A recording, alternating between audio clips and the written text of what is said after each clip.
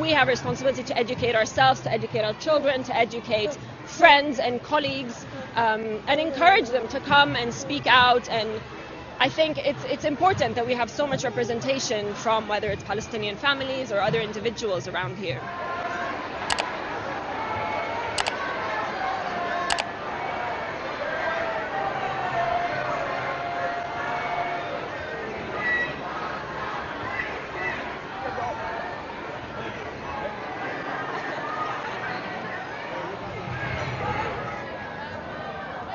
Ceasefire, humanitarian aid, saving what's left of the population, whether it's the children in the hospitals. Hospitals are running without fuels, you have children in incubators, doctors are operating without anesthesia. I mean, it's a priority, 100%, let alone obviously the water and food crisis at the moment. I think it's important to also state, we're professionals.